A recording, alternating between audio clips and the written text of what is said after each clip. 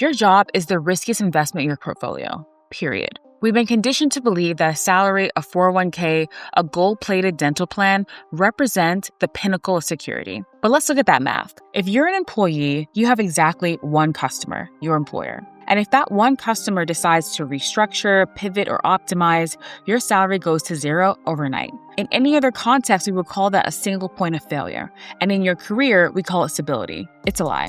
I'm Ayana, and I spent years in that machine. I realized that the safe path was actually a gamble with my life's equity, and I'm here to show you a different path. It's called professional independence. It's not about quitting your job to find yourself. It's about owning your intellectual property so that no one person can ever fire your lifestyle again. Let's dismantle the security myth. When you work for a corporation, you're trading your most valuable asset, your time and your brain power, for a fixed capped fee. Let's think about it. If you perform 10 times better this year, do you get 10 times the pay? No. You get a 3% merit increase and a high performer badge on your HR profile. The company, however, captures 100% of the upside of your work.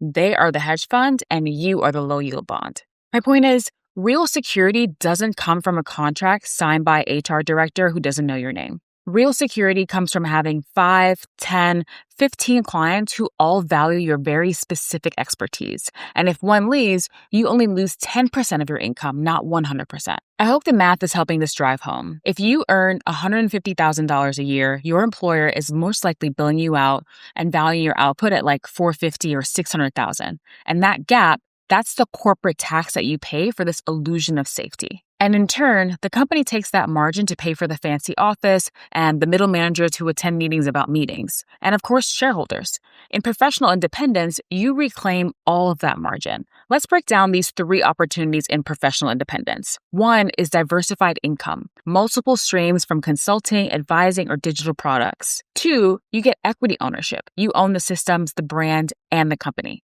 And then 3, market-driven pricing. You get paid for the result, not the hour, and you get to set the price. And when you're sitting in corporate, I know some of this is hard to believe and hard to hear, but it's really about a psychological shift. The hardest part of this isn't actually the business setup or the marketing or all the things that you see people talking about entrepreneurship online. It's the deprogramming. You've been trained to wait for performance reviews to know your worth. And in professional independence, the market is your review.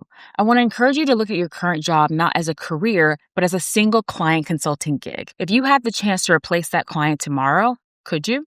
If the answer is no, you're not safe. You're just lucky for now, and the market is changing rapidly. This is the first video of my new series where I'm showing you how to go from corporate dependency to economic sovereignty. If you're ready to stop being an asset in someone else's balance sheet and start being the CEO of your own enterprise, hit subscribe.